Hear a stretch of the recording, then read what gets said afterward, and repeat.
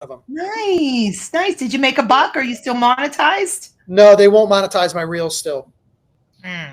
I've asked like 3 times. They keep denying me. So my Yeah. whole thing is like I'm just going to keep making them because eventually they're going to have to bend the knee if I continue to grow. Yeah. So, there's other ways to get there too. Yeah. Yeah. Let's see. If people keep, if I keep having these huge responses, then eventually they're just going to put me in a category of the people that they just let do whatever they want. I don't know who those people are. What? Yeah, oh no. I don't know who those people are. I see them all the time because they're in my feed all the time. They get away with everything, whereas you say the word, you fart sideways, and you're banned for life. You're done. I just got a violation on TikTok for something about leading people off the platform, which I see people do all the time, where they offer like discount codes or like click the link in my bio. They nailed me for that one, and then now my views are at 200. Yeah, they nailed. You know what's going to happen? It's all AI that's deciding. There's going to be a massive lawsuit at some point with that. What's going on, Doreen? First one in the room again. First one, front and center. We don't do participation trophies as a rule. However, you being the first one in, okay, Wirehead did come into fart sideways, so there's some points for that too. But Doreen, we appreciate you guys. It goes without saying. Yeah, Wirehead, we were just talking about getting violations on social media platforms for how some creators could get away with anything, doing anything, and other creators, you fart sideways, say fart sideways, and like you're done, so. I got a violation for using a Princess Bride quote. That's what I mean. Like it's not when they demonetized you and everything. No, this was a different one where they actually threatened to ban me because they said I was calling for someone's assassination. I'm like, it's the quote, man, from the Princess Bride. I had the picture of it and everything, and it was like, "I'll likely kill you in the morning." And they like, shh, don't do it again. They sent me to this. It was like a global council. Oh, and I had to like send a message awful. Global council about it. It was sounds weird. Like what I had to go do in college. I stole a teacher's hang tag so I could have an actual parking spot. And they sent me to like the University of Buffalo Student Council to be judged. I'm like, don't judge me. It was an open Jeep. The professor just had it hanging there for the whole world to see. I got tired of waiting 6 hours to get a parking spot. Reached in, grabbed it. I would have gotten away with it too. Except I parked at a meter, and I let the meter run out, and that's how they caught me. Kids, I would have gotten away with it. I was thinking of Revenge of the Nerds and Ted McGinley up there on the student council, being a judge. That's what I was thinking of in that one. So yeah. Hi everybody. Hello, Blister Bill. How are you? Well, listen, no time like the present to get started, I guess. So here's your formal welcome to the Three View Mirror, your weekly dose of all things pop culture relevant to the 70s, the 80s, the 90s, and beyond. Your way of just taking an hour to look back in time as we move ahead, to see what it was that shaped us into the, dare I say, middle-aged Gen Xers that we are today. And those of you that say we're not middle-aged, because middle-aged is like, we're middle-aged, at best. The goal of this is it's a game. It's a game you get to play with us every week. This week, Chris is the host. Chris has 3 topics that seem random, and Shell and I, nor you, have any idea what those topics are. But he's hidden a hidden connection relevant to those 3 topics, and it's our job, 15 minutes at a time, to discuss each of the topics, and then see if we can figure out what his hidden connection is. And with Chris, it's not always easy. It's not as bad as some, but we'll see. My name is John Katrides. I'm better known as Gen X Jono across my multiple social media platforms. I talk about all things Generation X. You can find me on Facebook, on YouTube, on Instagram, and on TikTok. And if you're one of lucky 400, you can find me on X as well, but nobody ever does. Shell, I guess you're next. And I am Rochelle O. Black, better known online as Gen X Shell. And all my good friends call me Shell. And then people that, I don't know, don't care for me, they call me Rochelle. So that's it. That's it. Come see me on my social platforms. Rochelle. And I'm Chris Clues, better known as Chris Clues, keynote speaker and author. I talk about the life and work lessons that we can learn from 80s pop culture. And if you're looking for a great holiday gift this holiday season for someone in your life who loves the 80s, check out my books. They're all over the place. I just found out they're in Walmart and Target now. Nice. So you can go by there and pick them up. And in the store or online? Both, apparently. Apparently. All else fails, check out Amazon. Yeah, raised on the 80s. Have it delivered to your door. Yep. Well, yeah. This is the Three View Mirror.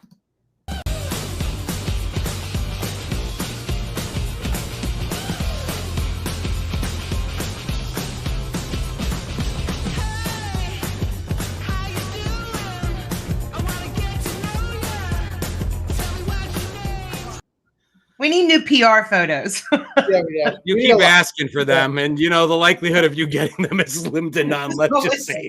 I know. It's going to become part of the joke. It's going to be part of the joke. We used to call my cousin Rochelle Rash when we were kids. That sounds like a garbage pail kid. Sounds about right. Chris, it's you, dude. Take it away. Okay, so I have 3 big topics for tonight, and hopefully everybody can participate in these 3 because I think they're pretty big and we all should hopefully know them. The first is Arnold Schwarzenegger. Oh. The second is Weird Science, the movie. And the third is music videos from 1982.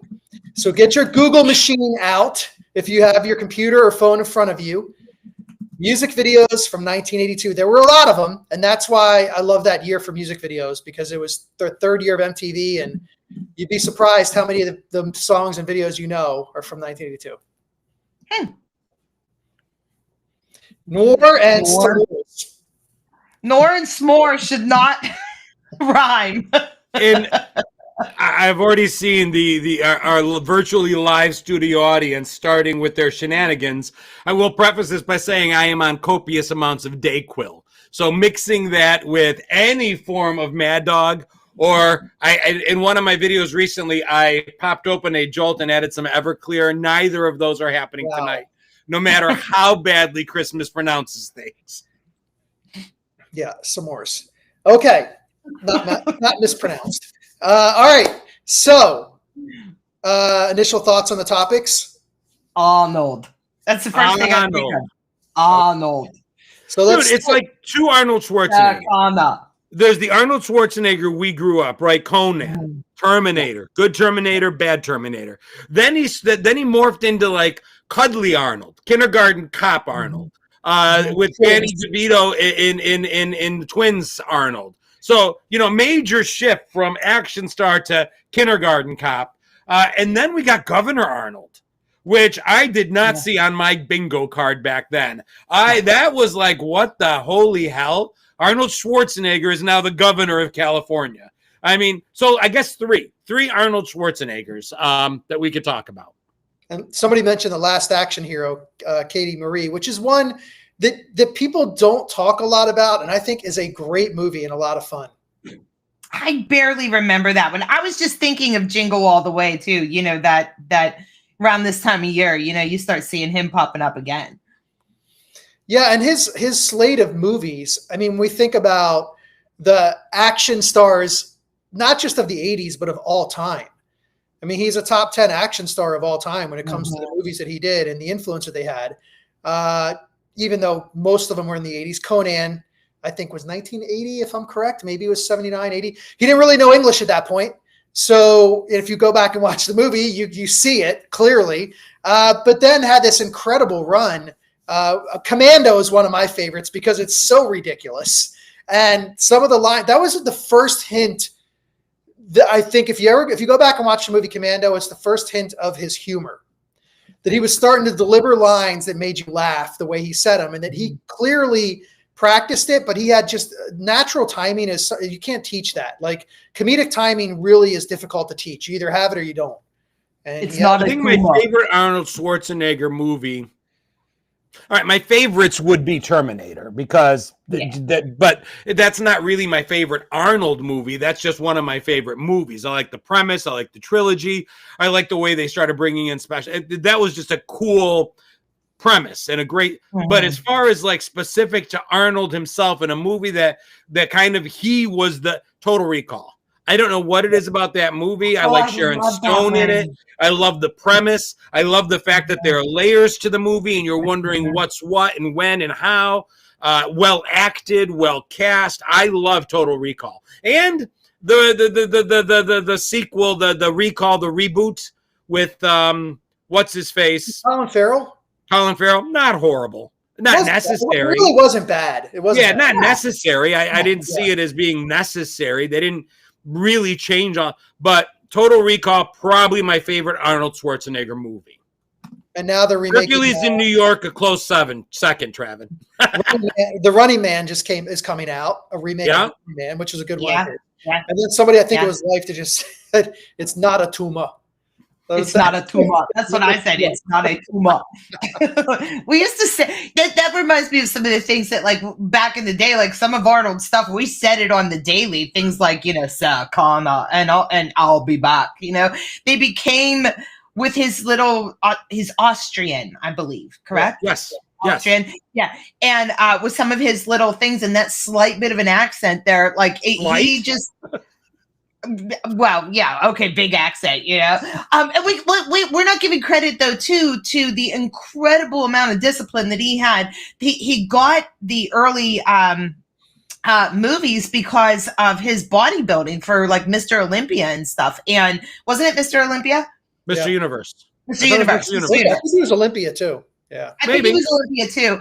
And I could still picture a very young Arnold with, the poses and stuff. And the man was like, to be that disciplined, to get that big, to do that work, like, that's incredible. And we got to give him credit, even besides his acting chops there, on just that alone. Well, Pumping Iron was the documentary that kind of put him on the map. Yeah. And, and to your point, and somebody else said that, you hear the accent, you look at the size of the dude, and you think, we forget that he is a pretty smart guy and very ambitious. And as you said, very disciplined. All those different Arnolds that John talked about earlier, that doesn't happen if somebody doesn't put in the work. And really, I mean, like, this guy didn't speak English and he became an American action star. Like, that's he became an American governor. A governor too, yeah. I mean, he didn't speak English. He came on the map, your words, due to being a bodybuilder, somehow morphed that into a huge acting career, and then became the governor of a state, which I think is the world's 4th largest economy. I mean, top economies anyway. Crazy. Yeah. I mean, he and married a Kennedy, and then divorced a Kennedy, but still. Maria Shriver, and. There was that whole story of, like things that went on with him, like that always go on with Hollywood and stuff like that, illegitimate children and all kind of other crazy stuff. But nobody really cared because they're like, it's Arnold. And we, like what happens behind closed doors, no one cares. That's on you guys. You know what I mean? We still love Arnold. And no matter what, you put him on the billboard and his movies are selling. I mean, even, I don't know, what was his last movie? Someone said he did a dramatic run. I have not seen him in anything lately myself. Okay. Yeah. I'm trying to think, like, when did he actually... He mentions... The Loco Freak mentioned Aftermath. I have not seen that. Me neither. Kindergarten Cop. So that one was supposed to be really dark. Oh, and really? Yeah. The original screenplay was super dark. And of course became a bit of a comedy. But the guy who played the bad guy played the bully in one of my favorite movies of all time, which was 3 O'Clock High, Buddy Revell. He played the bad guy in Kindergarten Cop. He was also in Black Hawk Down, and his name is slipping my mind right now. Somebody will say it in the comments. But if you've never seen 3 O'Clock High, put it on your list.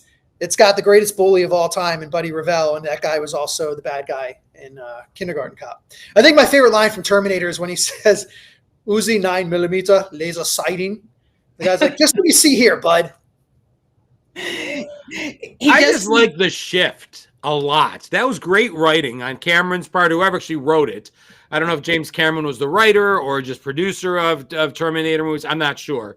But to have him be like the cold-blooded killer in the first movie. And then I just remember I like T2 better than the original Terminator. Me too. Even. I mean, the sequel did a great job. And I mean, damn, you've got a jacked up Sarah Connor in T2 where she is just no longer the victim, no longer this tiny little wallflower. She's kicking ass and taking names.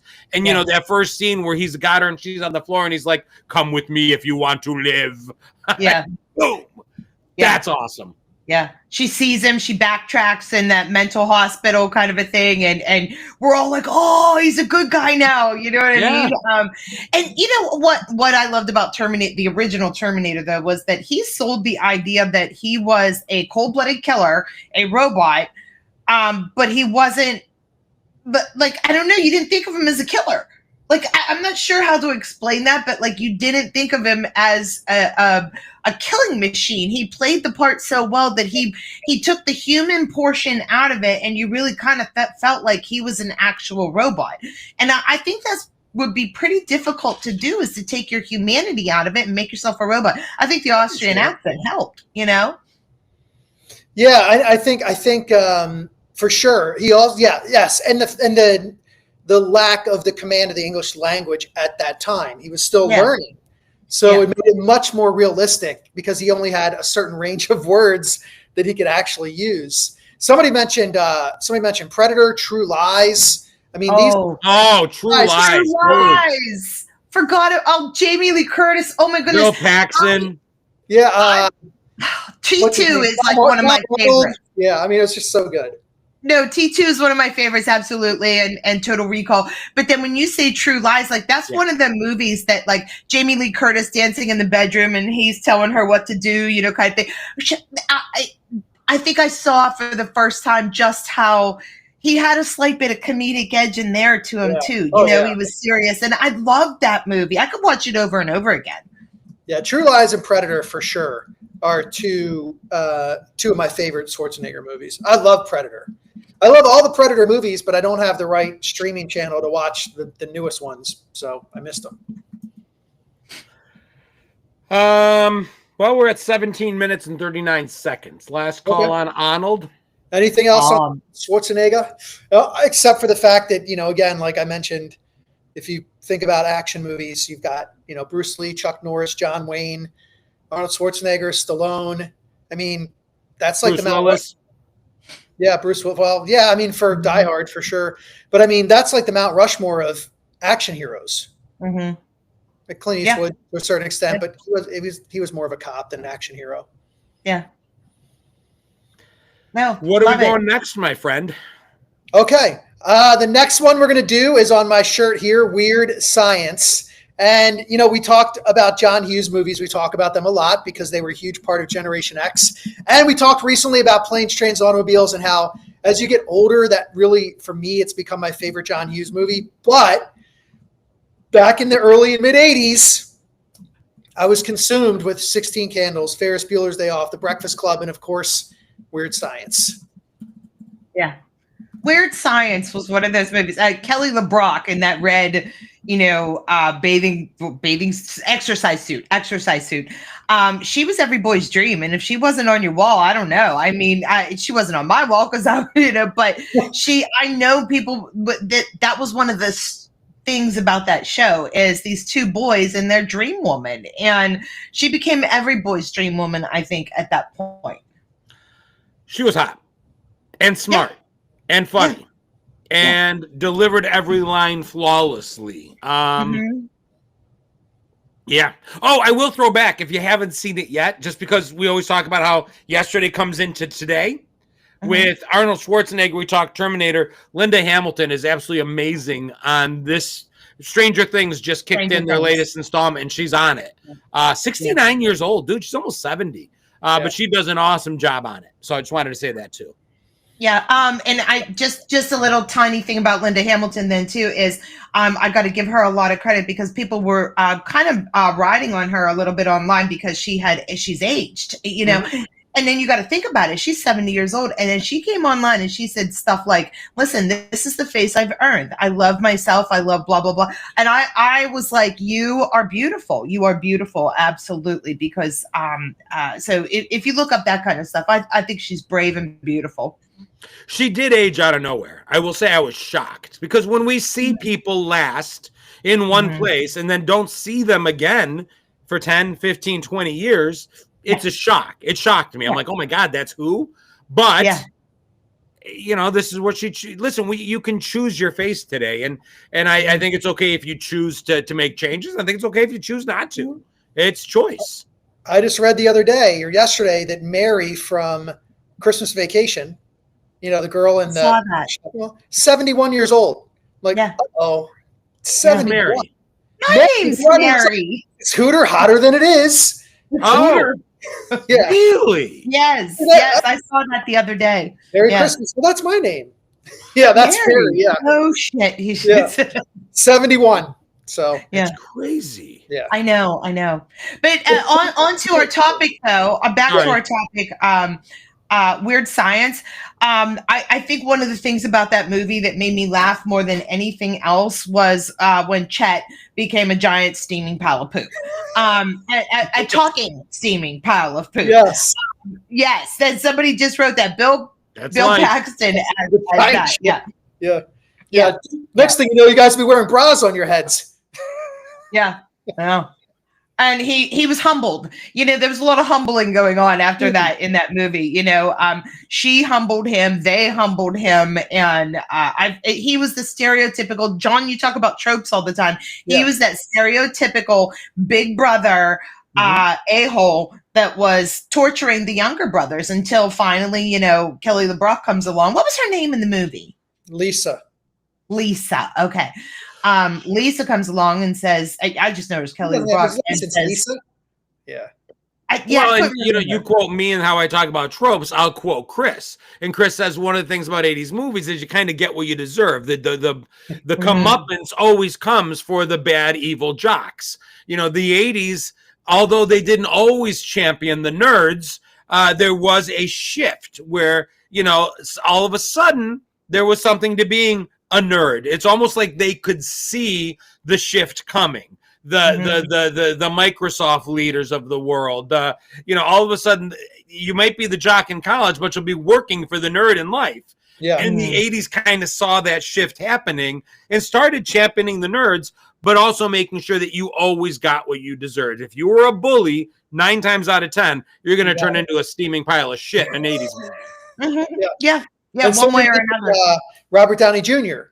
in there as well, you know, playing one of the little spoiled rich kids. And I heard they're having a sale at Towel World in the mall when they dropped the drinks on them. But they got their comeuppance as well, the two of them, when they wanted to make their own woman, and it didn't quite work out. And then, of course, you've got Oingo Boingo, you know, with the Weird Science, and It's a Dead Man's Party. But God, his name is slipping my mind now, and I forgot to take my Prevagen.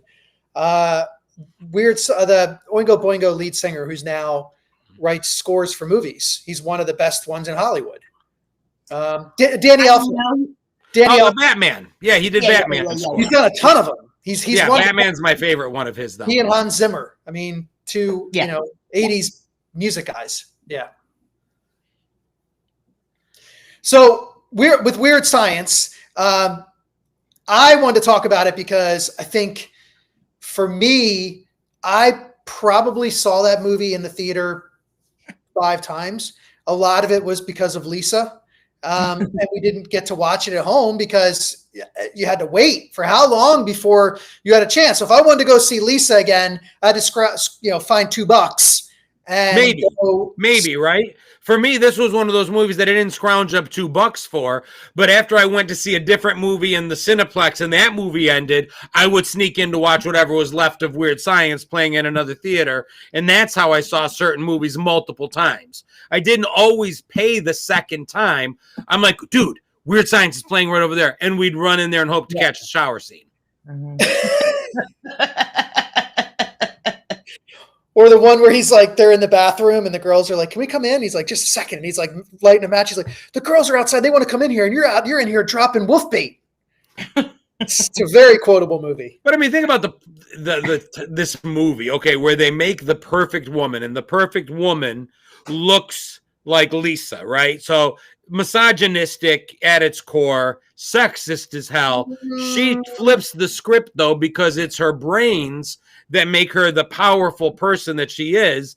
And it actually takes what you think would be one movie and turns it into another. And I think that's pretty cool. I think I would agree with you if they didn't give her Einstein's brain. That's what I said. But the premise is one thing, and then they flipped it and said, no, we're not going that route. This isn't Zapped. This is a different movie. Yeah. Well, they make you believe that, but then once you get to the movie, it's not that. Yep. Poster makes you believe that. And then when you see it, of course, like, I mean, that they made it clear, like Einstein, they kept making her, they made the brain bigger. And yeah, I mean, if you put that 180 IQ with, what was her name? Lisa, what was the actress's name? Married to Steven Seagal. My God. I'm trying to do this without Google. Who played Lisa? Kelly LeBrock? Kelly LeBrock? LeBrock. Thank you. Yeah. What? No. I was like, wait a minute. Are we talking about a different Lisa? Because that's why I'm like, he couldn't remember Kelly LeBrock. We said her name like 6 times already. Like I said, Prevagen. That's because he read her name as like Kelly LeBrock. Yeah, that's right. Yes. LeBrock. Yeah. Kelly LeBrock. Yeah. LeBrock. How about that shower scene though? She's in the shower with these 2 minor boys, and you're like, dude, this is wrong on so many levels. And what does she say? That like we would have more fun if you would take off your clothes or something, because they're in the shower fully clothed. She like basically tells them to relax a little bit and they could have more fun. I'm like, what the hell does that mean? And it's one of those movies that today it wouldn't fly, I mean, not at all. And there's several movies like that wouldn't fly today. Is it unfortunate? Did we think of that kind of a thing back then? No, we didn't. But it wouldn't. They were going to remake it. They were just going to swap the genders, and actually, I think they had Channing Tatum attached, and they were actually going to redo it, and it didn't happen. But there was talk of it like maybe 5 or 6 years ago about redoing it, remaking it with different. Again, I'm not on board with that. I think they ruin it. It's not right to change it, and it's not right to leave it the way it was. So just leave it alone entirely. Mm-hmm. Yeah, I think all John Hughes movies should be left alone. Personally, I don't think any of them should be remade. I don't think you can. You can't. And we've said it before. If you're going to change the only thing you're keeping about the movie is its name, don't bother. If you're changing the casting, if you're changing the script, if you're changing the premise, don't do it.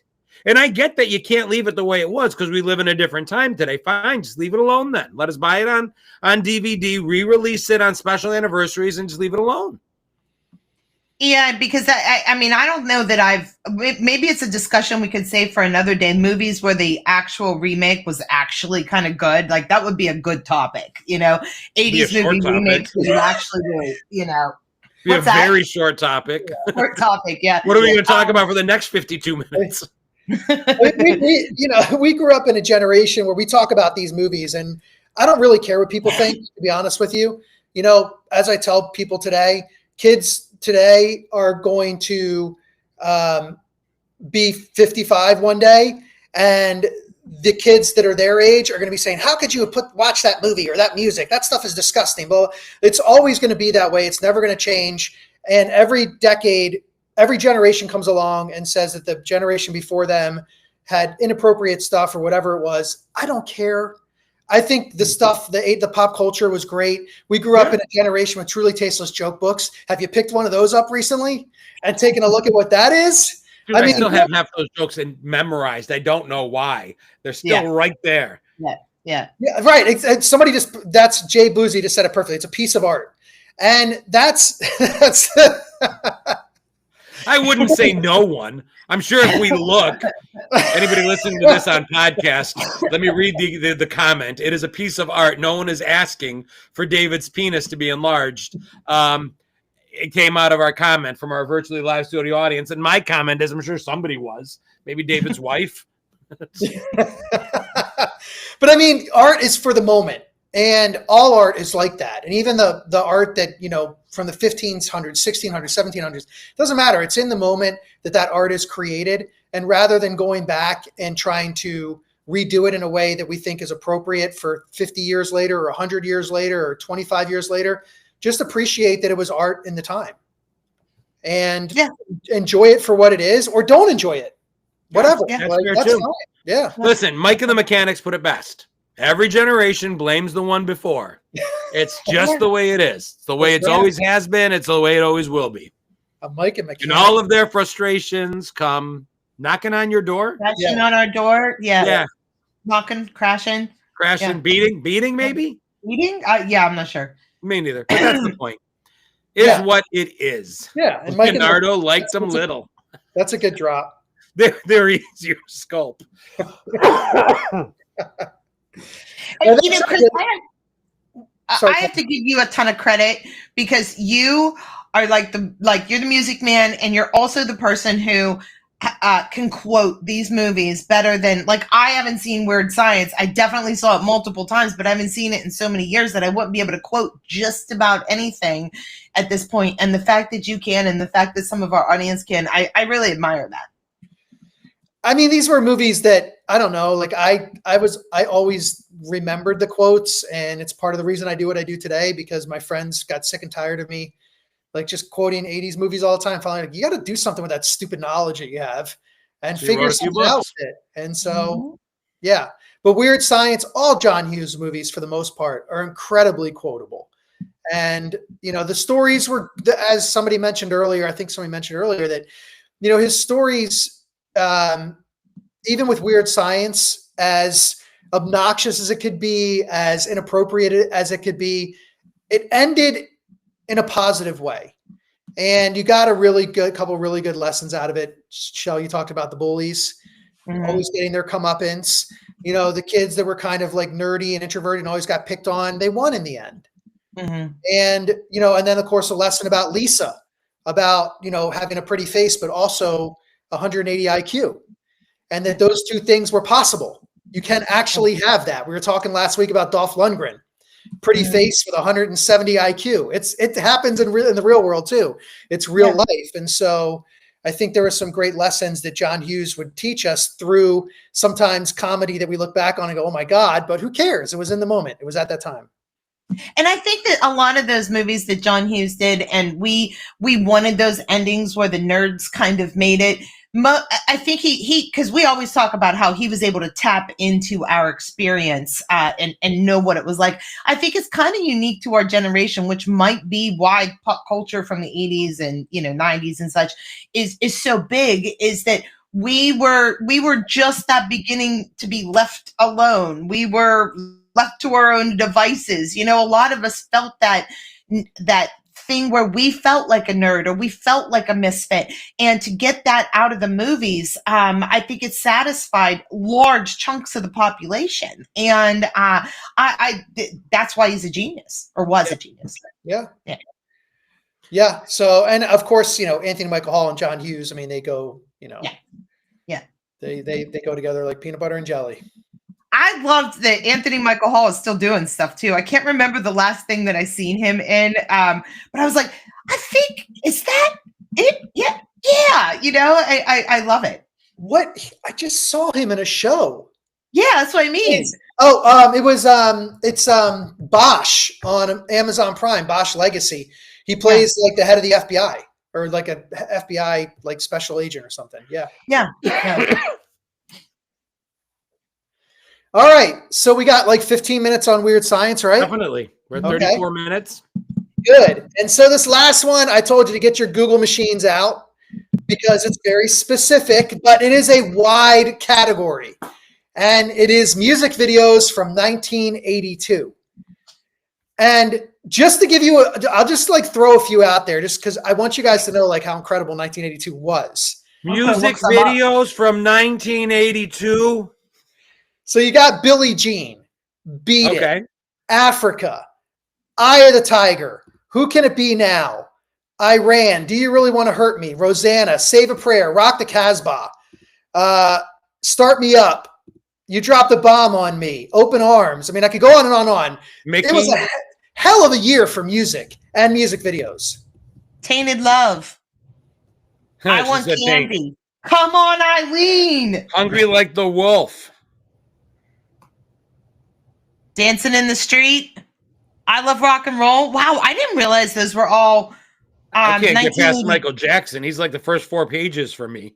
Centerfold. Oh, I Centerfold. Ran So Far Away, Flock of Seagulls. We don't talk enough about Flock of Seagulls. No, we don't.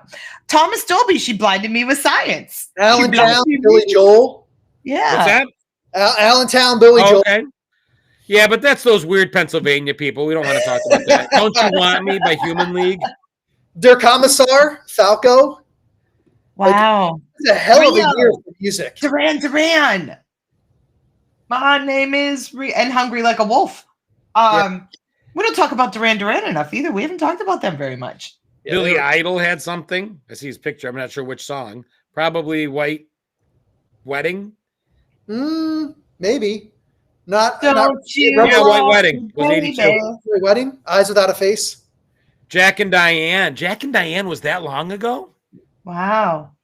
I wouldn't have thought it was quite that old, but I guess 82. Flock of Beagles. Kristen put Flock of Beagles. Flock of Seagulls. Flock Seagulls. Who can it be now? Knocking at my door. Go away. Don't come back here no more. Yeah. You know what? I asked that, and I'm looking here, and then Chicago. Chicago was really big in the early 80s, and it's hard to say I'm sorry. And I was just thinking about 1982 would have been for me like that prime, overly dramatic girl years where we like listened to a sad song and we had boyfriends and relationships. At 10? And, you know, Weren't you all like that- 10? Yeah, that's You had when boyfriends started- at 10? Yeah, not like real boyfriends, like school boyfriends. You know what I mean? Like, I did not have any kind of girlfriends at 10.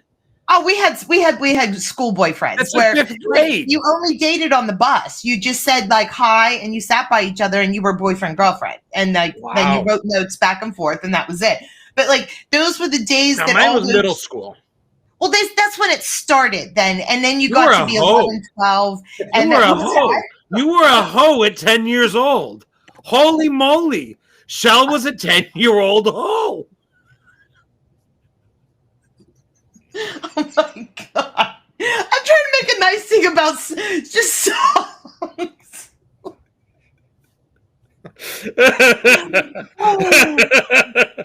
All right. Anybody who had the words 10-year-old hoe on their bingo card, dab it now. Yeah, no. Well, but all those songs though, they got played in repeat. They were at the school dances. That was kind of where I was going with this. Was In you know, 5th grade, you had school dances? yes, you didn't.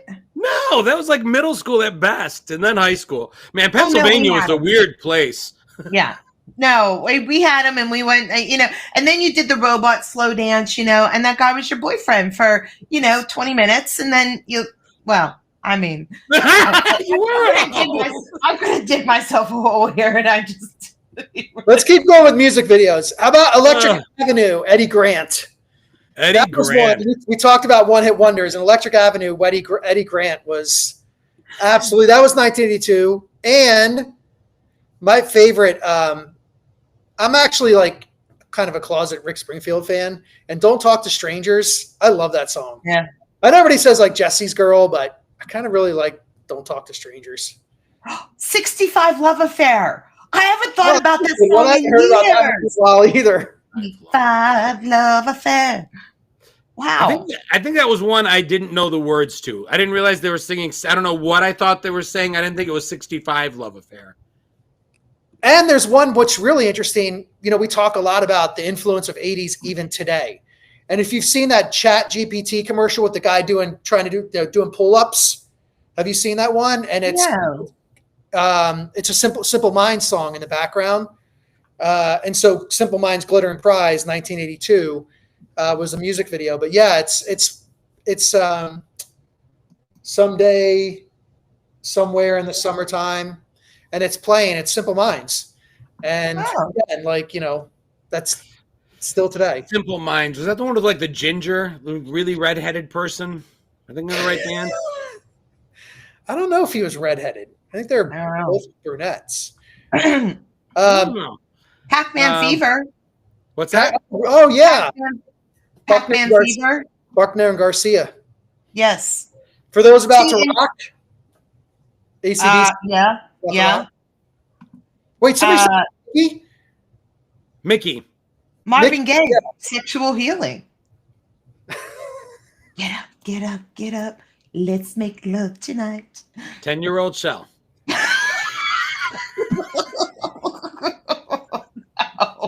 Was it really Mickey? No.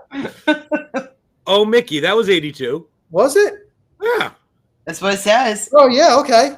So Yeah. Yeah, because Tony Basil was like 40 she's at the 81. time, so she's 81 now. Yeah, that Yeah. makes sense. That works. Our house. I'm blown away, Chris, by how many of these there are. Somebody mentioned Pat Benatar earlier. Shadows of the Night. Robert's right. I was thinking of UB40's lead singer. Okay. Yeah.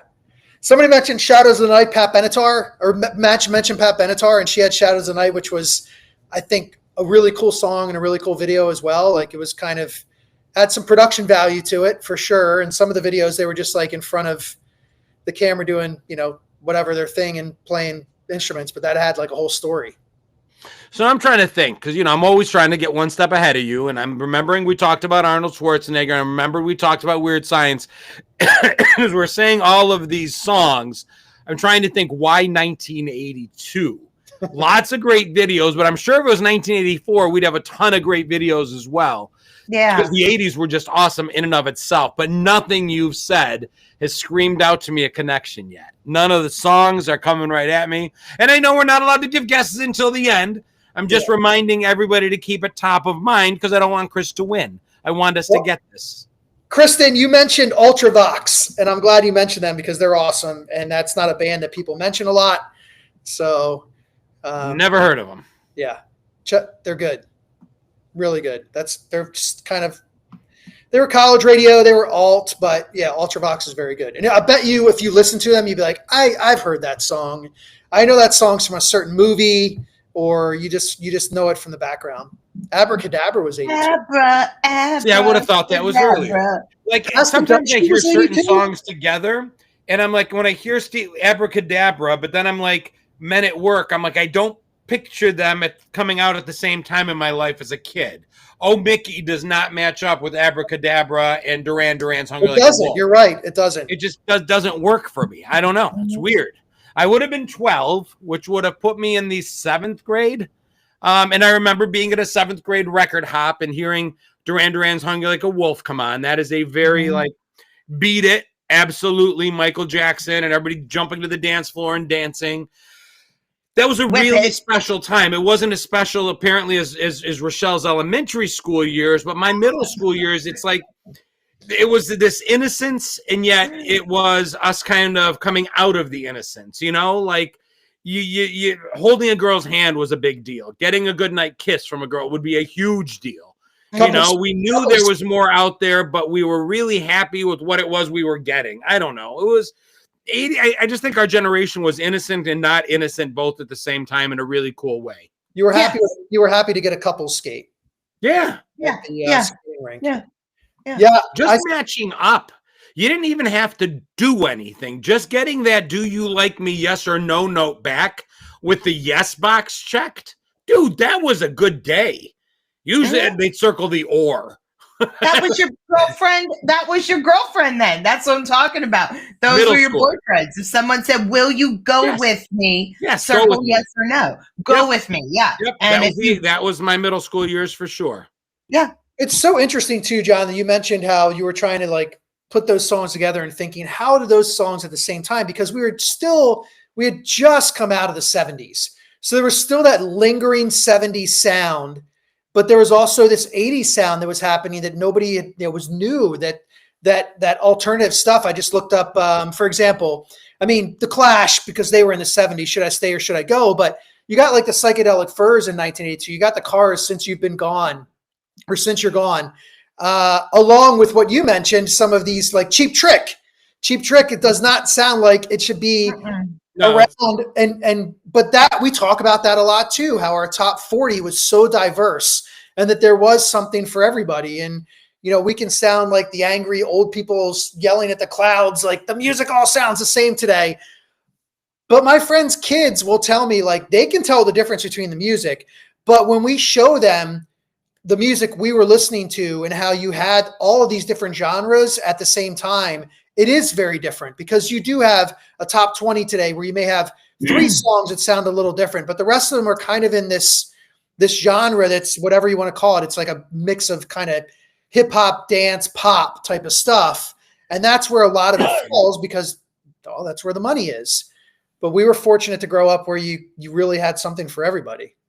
And we got to see music. You got to see the story behind it. Like I could still picture Duran Duran's Rio. I could still picture all of these music videos in my mind. And I think that helped us to identify with the music a little bit more. And if I could say so too, prior to this, you know, a lot of stuff, you only heard it on the radio. You didn't get to hear this because you weren't going out. We were switching over from records to cassettes at that point. If I think no, you're right. Yeah. You know, we were for the first time able then to hear a song on the radio, see it on MTV and be like, I want to buy that album. And I can still remember when MTV had the title in the left-hand corner, along with the artist, along with the album name. And finally, for the first time, you weren't buying singles at the store. You were buying, you know, single records. You were buying a whole cassette, and it was a transformation year. I wonder how much impact MTV had. So I was just curious and wanted to look up major country hits of 1982. And you've got Always on My Mind by Willie Nelson, kind of crossed over. Mountain Music by Alabama. I Will Always Love You by Dolly Parton. Then there's a bunch. After those three, I personally don't recognize a single one. Not one. And if you go into the 70s, Loretta Lynn, Kenny Rogers, Crystal Gale, even as somebody who wasn't country, I still had connections to those songs. MTV erased a lot of that because I stopped listening on the radio and watching more on MTV. So my musical taste was governed by what they were playing. Life said, you know, he was a metalhead. If it wasn't for, you know, what was it? Yeah. That's it, though, really. You know, I mean, that's it. I think pop music really started taking over that 80s sound in a big way because of MTV. What they showed us ruled the charts. And that was what's great about it is that they actually played to that because you had Headbangers Ball, you had Yo MTV Raps, you had 120 minutes. I mean, you had, because there was so they just left country out. There was no semblance of country music. Country out, didn't they? They did, yeah. They really did. Which is still music. It's weird that they completely surrendered that genre to Nashville. Well, MTV was based in New York City. I mean, let's be honest. There was a bias there probably in terms of the music that was coming through. And so it doesn't surprise me that you would have. Me neither. There's not a connection I ever made that they were representative of every type of music except that one. Yeah. I never thought about that. All right. We're at 7:46. Any more on 1982 music videos? We could talk about that. I did not realize how many there were. We could talk about that for like an entire show. It's amazing. And I saw so many coming up in the comments here. I was reading them as they went by. Everybody's got stuff. It's I love it. If Gen X goes 65 birth, 65 to 1980, 1982 is for a lot of us that magic age where we are becoming the big kids and music is becoming important. We have money in our pockets to go buy the stuff that we see on MTV. You know, you mentioned music videos of 1982. You might as well just say MTV of 1982. But that's not necessarily true either because I don't think I had cable in 82. So I was watching NBC Friday Night Videos. Yes. And I would wait all week to be able to watch my videos there.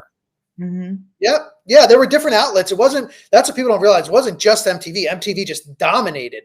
Night Tracks, was that another one? That sounds familiar. But TRAXX. It was kind of like ESPN. I mean, ESPN, dominated the market for, the sports highlights, but there were all these other smaller shows too. I say Sports Machine networks. Yeah, Sports Machine. I mean, and so just like that, yeah, you could see the music videos everywhere. That's why I didn't do MTV 1982. I did music videos. Yeah. And that's important. I mean, there was something very cool about not being able to go to the cable box and put on MTV 24/7. It was a big deal. I remember at that point, I had finally had my own TV, granted 19-inch black and white Emerson, but everybody else in the house was asleep. The Friday night videos came on late, and I would just be in my room with the volume turned way down low, and I got my weekly dose of videos. Yeah. Yeah. Okay. So we had Arnold Schwarzenegger, Weird Science, and music videos from 1982. All three of those have one common connection. Maybe they might have more than one, but I know one that I'm focused on. I can connect two. Okay. I'm waiting for the audience. Yeah, wait for the audience to see what they say. Mm-hmm. But I can't get to the third. Pit Snipe says, didn't Night Tracks used to follow Friday Night Videos? I'm not sure. I just remember I watched both. Night Flight music video. Night Flight was one that I remember too. Yeah. I absolutely, one person slammed on Abracadabra. I liked it. I even like the reboot with Slim Shady there doing a little bit of it on there. But anyway, I have no clue. Nothing. So, I've got absolutely nothing. I will tell you that Boingo. Did Oingo Boingo have a music video that went big in 82? Kristen says maybe Kelly LeBrock. I'm thinking it might more be you love to throw it out there and then mock us over the fact that we didn't catch the fact that you threw it out there. It's like, and then you play dumb. You're like, what was his name? Oh, I can't remember. Like you forgot his name. I don't think so. I think it was the lead singer of Oingo Boingo, and I think you know full well what his name is, and that's the topic. I just don't know why. Well, I will tell you that a handful of people already got it, and Kevin was the first one to chime in. I was going to say Bill Paxton. Yes. Kevin, tell us why. Go ahead. Okay, so Bill Paxton obviously was Chet in Weird Science, and I can connect him to Maria Shriver and the Kennedy family with Arnold Schwarzenegger because Bill Paxton was actually he's in one of the most famous photographs of I think it was the Kennedy assassination. I think you're reaching True Lies. He was in True Lies. No. Yeah, but he was also, that was another connection with the Kennedys. Like he's one, when he was a child, he was friends with the Kennedy family, and they were there at the Kennedy either assassination or inauguration or something. And he has one of the most famous pictures when he was a child. You can look it up. Yeah. So that would be connecting to Maria Shriver, not Schwarzenegger. That would be way too deep for me. That's what I'm trying to tell her. I go, she's overreaching. It was True Lies. He was in True Lies. He spoiled himself. He wet his pants. No, Bill Paxton was in Terminator. He was also in, wasn't he the person that wet his pants? Oh no, you know what I'm thinking of. He was Terminator. He was in the early. He was the punk leader. He took his place. Yes. Yeah, he was the first guy to get at the very beginning when Schwarzenegger Terminator showed up. Yeah. So Bill Paxton was the punk leader in Terminator. He was Chet in Weird Science, and he was also in the music video Shadows of the Night, Pat Benatar. Yeah, I was right. Bill Paxton's also in True Lies, so he connects both ways. Okay. Yeah. Well, my connection was Terminator. How could you forget him in True Lies? He was the sleazy guy, Simon. It was a great role. Yeah, it was a great role, but mine was like more of a obscure connection. And he was in Pat Benatar's video? He was in Shadows of the Night. Yep. He's very talented man. In fact, there was another famous actor in Shadows of the Night who was getting his start, and he went on to become, that year, Bradley Hamilton in Fast Times at Ridgemont High. And that's Judge Reinhold. So Judge Reinhold and Bill Paxton were in the Shadows of the Night Pat Benatar video. Did you mention Pat Benatar's Shadows of the Nights when you were talking about videos? A couple of times. I kind of thought you did, jackass. I hate when you do that. I've never. I don't remember that video. I can't think of that one in my brain. So I don't know if I could even still picture him. I wouldn't have got that. It's Me pretty neither. cool to like look up all the people that were in music videos in the early 80s because it was a way to get a start. If you're like an actor in Hollywood, you're trying to make a name for yourself. A great way to do it was to get into a music video because it was such a popular genre at the time. So, Or even if you were established, it was just cool. Like Alicia Silverstone in a couple of those Yeah. Steven Tyler, Aerosmith. Really, it's a level of cool because they really were mini movies. They were an art form unto themselves in the 80s. Big time. Big time Kevin, directors. I got you. Kevin, I know you mentioned it first. I got you. I don't think Kevin got it. No, Kevin got it first. Oh, they're arguing who was first. I love it. That's why I'm trying to add fuel to the fire. I think Kevin said Limp Bizkit was the connection. Limp Bizkit. Yeah, well, a lot of people were in the Limp Bizkit video. Break Stuff. There was like so many people and cameos in that. It's actually pretty cool. But yes, Honey J. Badger, Frailty was a great Bill Paxton movie that not enough people talk about. You were talking earlier about Arnold Schwarzenegger's different chapters, but Frailty, the character that Bill Paxton played, was terrifying. And that was not his MO. Like he usually played the guy you were rooting for, the good guy or whatever. I mean, Chet aside, Chet, got him his start, but so many movies, he was the guy that we were like, yeah, that's the guy I want to be friends with, or I want to, hang out with, but not in Frailty. Yeah, and I think my favorite role from Paxton is that True Lies role because he was slimy, scuzzy. He turned, Jamie Lee Curtis, and he played the jerk there too. So there's 3 that he does a really good job with that. Mm-hmm. He was kind of a smart ass, little bit of a jerk in Aliens too. And all I can remember is him, game over, man, game over. In Aliens, he was me. I've said that my entire adult life. Aliens, I love that role because that was real. I get so tired of seeing these people in action movies where they're larger than life and they're never afraid for their own life. And I'm like, no, dude, in real life, I'd be defecating on myself and crying in the corner, thumb in my mouth in the fetal position. Yeah. Twister was so good. And his list, like he was in Miami Vice, like so many people were back in the day. Like he had an episode of Miami Vice. He was also in The Hitchhiker, if you remember that HBO series. Yeah. He was in a movie with my man, Patrick Swayze. He was in Next of Kin, which is actually a really good underrated movie. I think Liam Neeson in it as well. Next of Kin. So I'm a huge Bill Paxton fan, and the connection kind of came to me just out of the blue. I was actually going to do a different connection. I'm going to save it for another time. And I still have one from Kevin that I want to, that we're going to maybe dive into here in the future. But the other thing we're going to do is if you guys have connections, we're going to start playing on our Facebook page. So if you guys want to email, send to us connections, we'll start posting those connections and tag you in them. And it's a way of playing in the comments of our Facebook page in between actual episodes of the Three View Mirror, kind of you guys leading the discussion. So you guys can either email connections to us, any of us, and we'll go ahead and open up a thread on our Facebook page, and then you guys can play in the comments, see who can figure it out.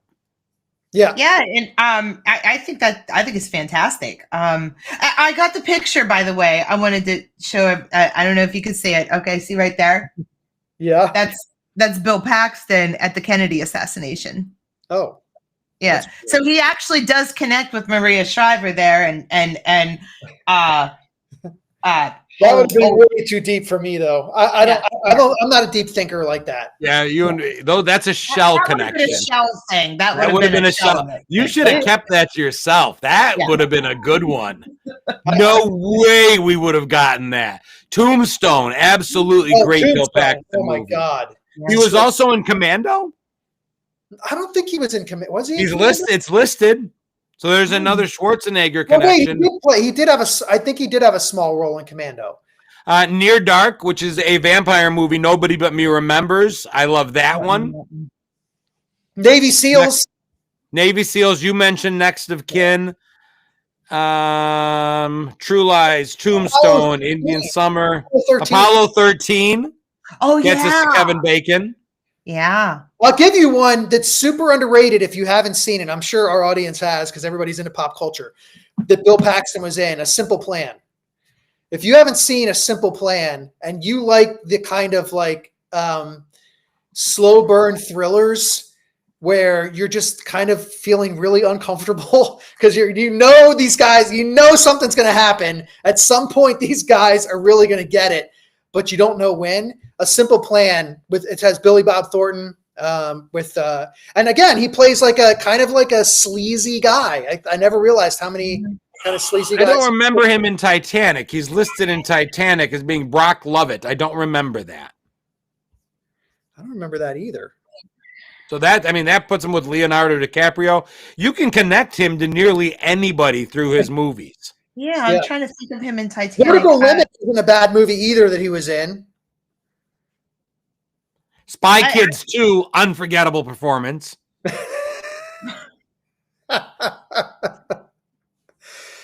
Yeah, so you can see, like, I mean, unfortunate timing, unfortunate death. It should have really never happened, actually, in this day and age. How did he die? It Heart was, attack? I think it was like a post-surgery infection after a pretty routine heart procedure, and something that like should not have happened. Not in this day and age. Yeah. He was 61, so we look at that. We were 20, 61 was old, but 61 is not, if you're healthy, it's not really No. old. And statistically, the odds of you living a good long life, if you get to 61 healthy, statistically, you're there, man. You should have another 20 in you. I don't know. He was in Stripes. I've never seen Stripes. Oh, you've never seen Stripes? It's so good. Oh, wow. That's right. He played soldier number 8 in Stripes. Yep. Boom chakalaka, boom chakalaka. Boom. Oh, is that where that's from? Yeah. I've never seen Stripes. Army training. Oh my God, John Candy's character. Yeah. Is it a comedy? Oh, yes. It's fantastic. That's a fact, Jack. The guys in the car club called me the Cruiser. They should have called you the Dork. Yeah, you got to see it. It's good. It's a great cast. It's incredible. Bill Murray, John Candy, Harold Ramis. Yeah, absolutely. All right. Well, that brings us to the end of the hour, and Doreen is basically telling us it's time to let them go eat dinner. So thank you, guys. Good crowd again today. Thank you, Chris. Seeing more and more people. I will continue to beg for more. Get us up over 100 at a time in here. We came close to touching it at points today. But just share the episodes. Share the idea. Get people here. Let's get a big crowd going. John, what is wrong with me? Why? What did I do? Not seeing Stripes. I think sorry. Yeah. Wait, I don't know. Somebody just mentioned in Titanic. Why couldn't I remember him in Titanic? Well, duh, he was in the modern day portion of the Titanic. And of course I remember him in Titanic. Oh, yeah. Yeah, he wasn't in the You're right. Okay, Rose. yeah, absolutely. I remember him in Titanic. Yeah, I don't know why that slipped my mind. I Because love it's 2 that. movies. You're 1,000% right. There's the movie Yeah. with the old bitch that throws away her family's security over the edge of the boat before dying. And then there's the one with the selfish bitch who won't let Jack out the door. Yeah. So that's what I'm talking. I was like, how was he in Titanic? No, he had a starring role in Titanic, Yes, but I with old Rose. Yeah. Funny how both Roses are not people I like. Very selfish behavior, that Rose person. All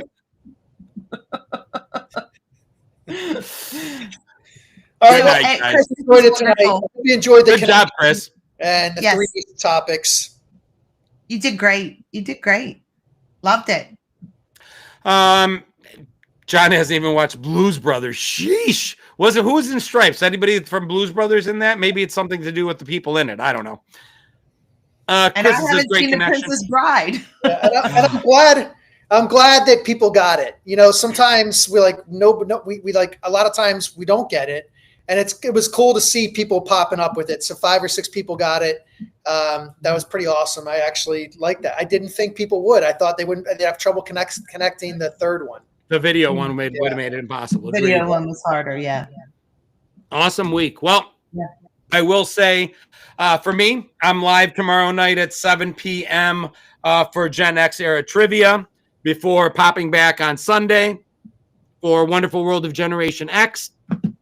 Cyber Monday, you can go to genxjono.dashery.com. Shirts are still, I think, like 27% off. You can hit, there's a couple different albums you can hit. You can hit Christmas album to get the Christmas ones. There's even a Chris Clues album section that you can drop to get some stuff that Chris has added to my store. So check that out. That's what I got today. Shell? I got nothing. All right. I'm going out to dinner. I got my Gen Excellence show is every Wednesday night on Facebook Live at 8 o'clock. Come join us if you don't have anything to do on a Wednesday evening at 8. We talk about all things Gen X. We have a lot of fun. And if you're looking for a gift, like I said, my books are out there for you. Thank you, Kevin. All right, guys, that's it. Peace. Be good. We'll see you next week when I am hosting, and I've got my topics already ready. I'm ahead of the game. Awesome. See ya. Awesome. Stay rad, everybody.